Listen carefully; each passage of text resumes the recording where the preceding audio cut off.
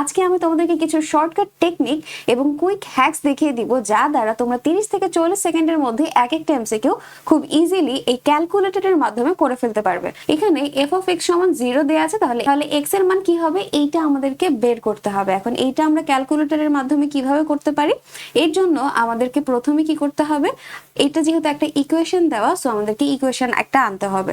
তো এই জন্য আমরা ক্যালকুলেটরের মোডে চলে যাব। ইকুয়েশন আছে 5 এ, তাই আমি 5 প্রেস করলাম। এখানে যে ইকুয়েশনটা আছে এটা কি টাইপের বলতো, ax square plus bx plus c সমান 0। ax square plus bx plus c এটা রয়েছে 3 এ, তাহলে এখন আমি 3 প্রেস করে দিব। এখন আসি আমার এখানে কি কি অপশন আছে, a b c। এখানে a বলতে কি বোঝায়, a হচ্ছে এক্স স্কোয়ার যেটা প্রথম রাশি রয়েছে তার সহগ, বি হচ্ছে এই সেকেন্ড যে রাশি তার সহগ, এবং সি হচ্ছে তার ধ্রুবক। তাহলে এক্স স্কোয়ারের সহগ কত বলতো, এখানে এক্স স্কোয়ারের সহগ হচ্ছে 1।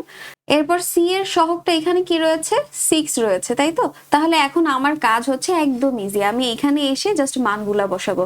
দেখো এ এর সহগ কত, 1 লিখে প্রেস করলাম। বি এর সহগ কত, -5 দিলাম, প্রেস করলাম।